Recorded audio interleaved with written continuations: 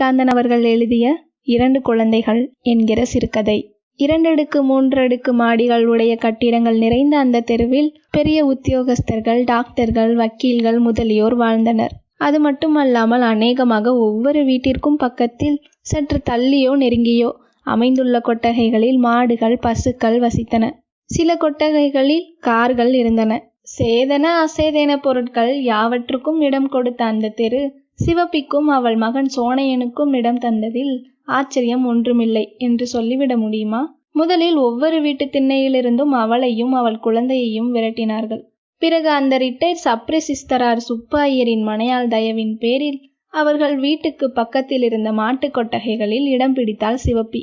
மழை என்றும் குளிரென்றும் இயற்கை தொடுக்கும் தாக்குதல்களுக்கு அரணாய் அமைந்தது அந்த கொட்டகை. தினசரி அந்த மாட்டு கொட்டகையை அவள் சுத்தம் செய்வாள். அவள் படுத்து கொள்ளும் இடத்தை அவள் சுத்தம் செய்து கொள்கிறாள். அதற்கு காசு கொடுப்பார்களா என்ன? பகல் பொழுதெல்லாம் இடுப்பில் பிள்ளை சுமையுடன் அந்த தெருவின் கோடியில் உள்ள விறகு கடையில் அவளை பார்க்கலாம். விறகு சுமை கிடைத்து விட்டால் பிள்ளை சுமை இறங்கிவிடும். அவன் கையில் காலனாவுக்கு முறுக்கை வாங்கி கொடுத்து அங்கேயே மரத்தடியில் குந்தி இருக்க சொல்லிவிட்டு ஓடுவாள். பிள்ளையை விட்டு விட்டு போகும் துடிப்பில் சுமையுடன் ஓட்டமாய் ஓடி ஒரு நொடியில் திரும்புவாள். சோனையாவும் புத்திசாலித்தனமாய் அம்மா வரும் வழியை பார்த்தவாறே உட்கார்ந்திருப்பான். அதுவரை முறுக்கை கடிக்கவே மாட்டான். தாயை கண்டதும் ஒரு சிரிப்பு மலரும். அவளும் ஓடி வந்து பிள்ளையை தூக்கி முத்தமிடுவாள். தாயுள்ளம் அந்த பிரிவை கூட தாங்க முடியாதது என்பது அவள் தவிப்பில் தெரியும். கையில் உள்ள முறுக்கை தாயின் வாயில் வைப்பான் சிறுவன். அவள் கொஞ்சம் கடித்து அதை எடுத்து அவன் வாயில் வைத்து, "நீ தின்னுடா ஐயா" என்று சொன்ன பிறகுதான் தின்பான். விறகு சுமை இல்லாத நேரங்களில் கடை தெருவில் சென்று கடைகளில் தானியம் புடைப்பாள்.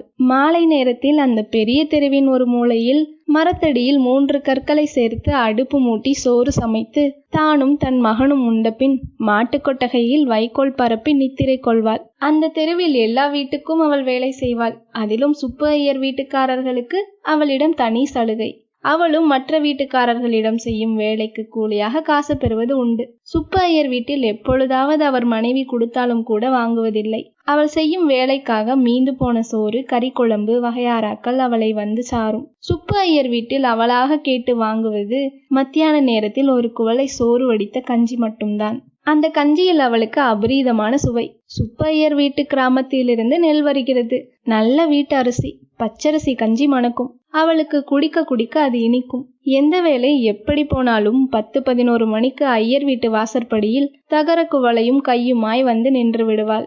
சுப்பு ஐயர் திண்ணை அருகே ஈசி சேரில் சாய்ந்திருக்கிறார். கையில் உள்ள விசிறி லேசாக அசைகிறது. திண்ணையில் தகர குவளையின் சப்தம் கேட்கவே ஐயர் நிமிர்ந்து பார்க்கிறார். "அடியே, உன் ஸ்வீங்காரம் வந்திருக்கா பாரு." சுப்பு ஐயருக்கு சிவப்பியை பார்த்தால் கொஞ்சமும் பிடிக்காது. மனைவி அவளிடம் பிரியமாயிருப்பதே அதற்கு காரணம். தனது வெறுப்பை எப்படி எப்படியெல்லாமோ காட்டிக்கொள்வார். "என்னடா பயலே, வயசு நாளாகுதோனோ, இன்னும் என்ன ஆயி இடுப்பை விட்டு இறங்க மாட்டேங்கிற?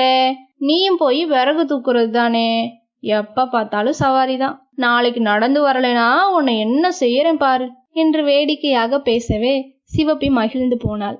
ஐயர் தன் பிள்ளையை கொஞ்சிவிட்டார் என்ற நினைப்பில் சோனையாவை முத்தமிட்டாள். அதற்குள் சுப்பு ஐயரின் மனைவி உள்ளே இருந்து கஞ்சியில் உப்பை போட்டு கலக்கி கொண்டே வந்தாள். திண்ணையோரமாய் ஒதுங்கி எட்டி நின்றவாறே புடவையை சேர்த்து பிடித்து கொண்டு சிவப்பி கையிலேந்தி நிற்கும் தகர குவளையில் அவள் கஞ்சியை வார்க்கும் போது ஈசிச்சாரில் சாய்ந்திருந்த சுப்பு ஐயர் நிமிர்ந்து உட்கார்ந்து கூர்ந்து கவனித்தார். கஞ்சியிலிருந்து ஒரு பருக்கை விழுவது தெரிந்ததோ போச்சு, அவ்வளவுதான். ஐயர் வீட்டு அம்மாள் இருந்த இருப்பும் இந்த கஞ்சி தண்ணிக்கு கூட வக்கில்லாமல் அவள் அப்பன் அடித்த லாற்றியும் வம்ச பரம்பரையாக குளமுறை கிளர்த்த ஆரம்பித்து விடுவார். "என்னடி அது லொடக்குன்னு கொட்டுதே" என்று புருவத்தை உயர்த்தினார். அம்மாளுக்கு எரிச்சல் பற்றி கொண்டு வந்தது. "காட்டடி, ஐயர்கிட்ட கொண்டு போய் காட்டு. கையை விட்டு துளாவி பாருங்கோ. இந்த ஆத்து சொத்தெல்லாம் கொண்டு போய் கொட்டிட்டேனா இவர் துப்பு கண்டுபிடிக்கிறார்" என்று இறைத்துவிட்டு உள்ளே போனாள். "ஒண்ணுமில்ல சாமி, வெறும் கஞ்சி ஆட" என்று அதை விரலால் எடுத்து காட்டி தூக்கி எறிந்தாள் சிவப்பி. "அடி அசடே, அதை எரிஞ்சிட்டியே, அதிலே தான் வைட்டமின் பி இருக்கு. எனக்கு அது ஒன்றும் வேணாம் சாமி" என்று கஞ்சி குவளையுடன் நகர்ந்தாள் சிவப்பி. அவள் போவதையே பார்த்து கொண்டிருந்து விட்டு ஐயர் தனக்குள் சொல்லி கொண்டார். கஞ்சி தண்ணிய குடிச்சிட்டு என்ன தெம்பா இருக்கா, அதிலே தான் சத்தெல்லாம் இருக்கு" என்று முணங்கிய பின் உரத்த குரலில், "அடியே, இனிமே சோத்த வடிக்காத, பொங்கிடு, அதிலே தான் சத்தெல்லாம் இருக்கு, உடம்புக்கு ரொம்ப நல்லது" என்று சொன்னார். "ஆமா, இப்ப இருக்கிற சத்தே போரும் என்று சலித்து கொண்டு உள்ளே போனாள் அம்மாள். அம்மாள் எத்தனை தடவைகள் சலித்து கொண்டாலும் ஐயருக்கு சிவப்பியை பார்க்கும் போதெல்லாம் லோகத்தில் இருக்கும் சத்தெல்லாம் தன் வீட்டு கஞ்சி தண்ணீரில் தான் இருப்பதாக தோன்றும்.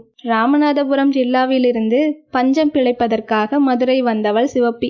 பேரளவில் சிவப்பி, கரிய ஆகிருதி, ஆரோக்கியமும் திடமான உடற்கட்டும் உடைய அவள் பஞ்சத்தில் அடிபட்டு இந்த நகரத்திற்கு வந்தவள்தான் என்றாலும் இங்குள்ளவர்கள் கண்டு வியக்கும்படிதான் இருந்தது அவள் உடல் வனப்பு. செழிப்பாக இருக்கும் பூமியில் வளமாக வாழும் வாய்ப்பு கிட்டியிருந்தால் நிச்சயம் இவளால் முறம் கொண்டு புலியை விரட்டி இருக்க முடியும். ஆனால் இப்போது முறம் கொண்டு தானியங்கள் புடைப்பதும் கூலிக்கு விறகு சுமப்பதுமாய் உழைத்து தானும் கருப்பியாதேவனின் வாரிசாக திகழ்ந்து தன் சிரிப்பிலும் புன்னகையிலும் அவள் கணவனின் சாயல் காட்டி ஆறுதல் தரும் 4 வயது மகனான சோனையாவும் வயிறு வளர்ப்பதுதான் அந்த மரத்தியின் உடல் வலு புரியும் மகத்தான சாதனை. இடுப்பு குழந்தையும் தாயுமாய் அவளை இங்கேயே விட்டுவிட்டு ஏதாவது வேலை தேடி வருவதாக சொல்லி வடக்கு சீமைக்கு போன அவன் புருஷன் கருப்பையாதேவனின் முக தரிசனம் 6 மாசமாகியும் கிடைக்கவில்லை. அன்று ஐயர் அவர்களுக்கு பிறந்த தின வைபவம். வீட்டில் விசேஷமானதால் விருந்தினர்களும் வந்திருந்தனர். வந்தவர்களுக்கெல்லாம் பந்தி நடந்ததால் சிவப்பி கஞ்சிக்காக காத்திருக்க வேண்டியிருந்தது.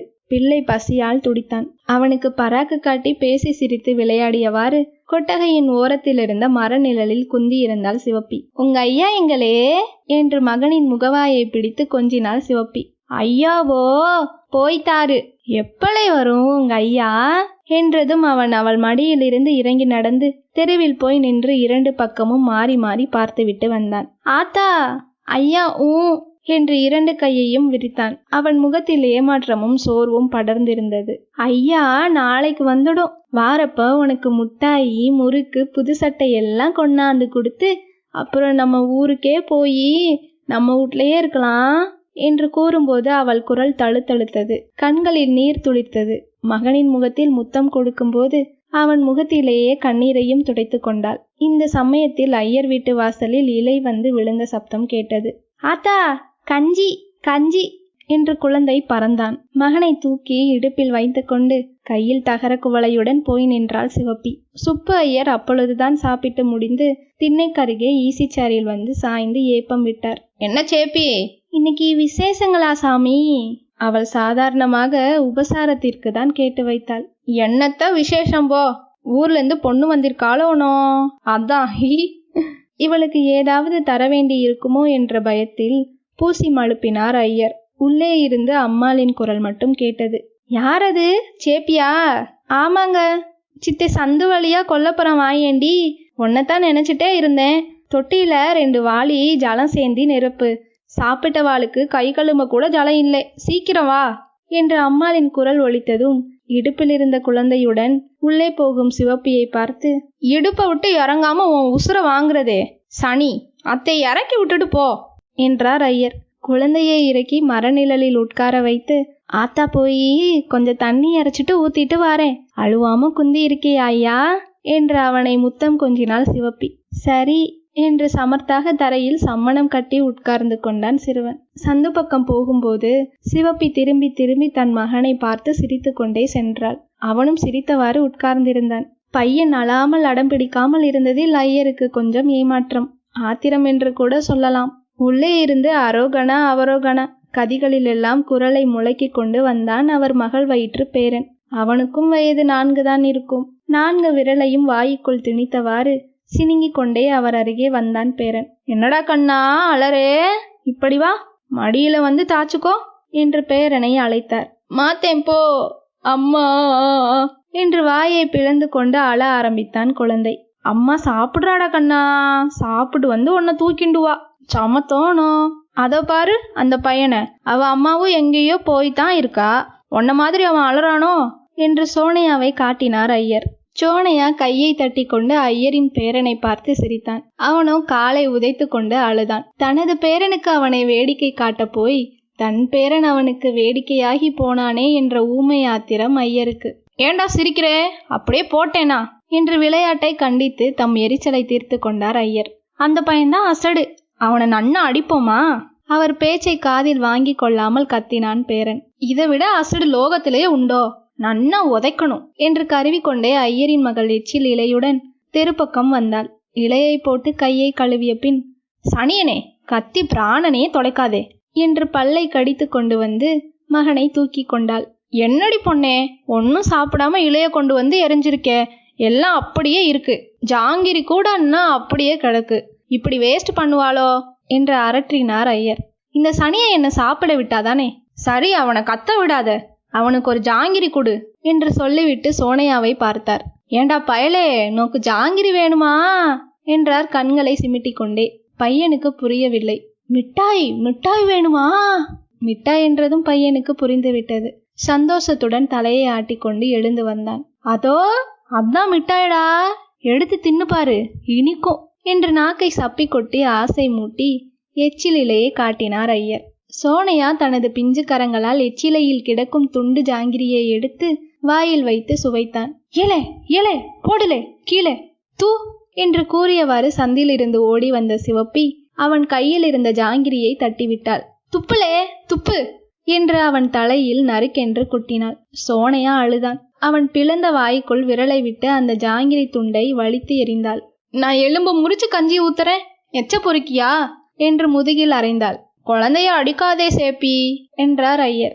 இல்ல சாமி, நாங்க இல்லாத ஏழைங்க, இப்பவே கண்டிக்காட்டி நாளைக்கு எச்சிக்கலை பொறுக்கியாவே ஆயிடும் என்று சொல்லிவிட்டு இடுப்பில் இருக்கும் சோனையாவின் முகத்தை துடைத்து, இனிமே எச்சி எல்லாம் எடுக்காதே என்று சமாதானமாய் கேட்டாள். பையன் விம்மிக்கொண்டே ஐயரை காட்டி, சாமிதான் எடுத்து திங்க சொல்லுச்சு என்று அழுதான். சிவப்பிக்கு உடம்பு பதைத்தது. கண்கள் சிவக்க ஐயரை பார்த்தாள்.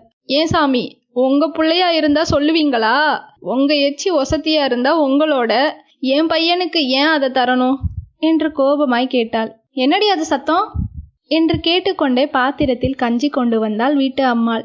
நீயே பாருமா, என் மூட்டு பிள்ளைக்கு எச்சிலைய திங்க பழக்கி கொடுக்கிறாருமா சாமி என்று கண்ணை துடைத்து கொண்டாள் சிவப்பி. நான் என்ன பண்ணுவேண்டி, நேக்கு அவர் பச்சை குழந்தை, உன் குழந்தைய நீ அடிக்கிற, நான் என்ன பண்றது சொல்லு? ஏண்டி சேப்பி, நான் தான் அவனை எடுத்து திங்க சொன்னேன்னு சொல்றியே, நான் சொன்னதை நீ கண்டையா என்று எழுந்து வந்தார் ஐயர். என் மவன் வரவனுக்கு பிறந்தவன், பொய் சொல்ல மாட்டான் சாமி ஆக்ரோஷத்தோடு இறைந்தாள் சிவப்பி. ஐயர் அசந்து போனார். ஆமா, சொன்னேன்னு தான் வச்சுக்கோயேன், எங்க வீட்டு கஞ்சியை தினம் குடிக்கிறையே, அது மட்டும் எச்சில் இல்லையா? அதுவும் எச்சில் தான், தெரிஞ்சுக்கோ என்று பதிலுக்கு இறைந்தார் ஐயர். இந்தாங்க சாமி உங்க எச்சி கஞ்சி, நீங்களே தான் குடிச்சுக்கோங்க, இந்த எச்சில் எனக்கு வேணாம் என்று தகர குவளையை தடால் என்று சாய்த்துவிட்டு மகனை தூக்கி இடுப்பில் பொத்தென இருத்தி கொண்டு வேகமாய் நடந்தாள் சிவப்பி. இதையெல்லாம் பார்த்து கொண்டிருந்து மனம் பொறுக்காமல், எல்லாம் என் கர்மம் என் கர்மம் என்று தலையில் அடித்து கொண்டு உள்ளே போனாள் ஐயரின் மனைவி. உள்ளே தோட்டத்தில் தொட்டி நிறைய சிவப்பியின் உழைப்பால் நிறைந்திருந்த தண்ணீரையும் பாத்திரம் நிறைய அவளுக்காக எடுத்து வைத்திருந்த சோற்றையும் குழம்பையும் பார்த்து அம்மாளுக்கு கண்கள் கலங்கி போயின. அடியே பாத்தியோ, நம்மாத்து கஞ்சிய குடிச்சு வந்த கொழுப்புடி, இனிமே அவளுக்கு கஞ்சி ஊத்தப்படாது சொல்லிட்டேன், நாளையிலிருந்து சோத்த வடிக்காதே, பொங்கிப்பிடு, அதிலேதான் சத்து இருக்கு என்று ஐயரின் வழக்கமான பல்லவி திண்ணையிலிருந்து சற்று கண்டிப்பான குரலில் ஒலித்தது. மறுநாள் ஐயர் வீட்டில் சோற்றை வடித்தார்களோ பொங்கினார்களோ, ஆனால் வழக்கமாக கஞ்சி வாங்க வரும் சிவப்பியை மட்டும் மறுநாள் என்ன, அதன் பிறகு ஒரு நாளும் அந்த தெருவில் காணவில்லை.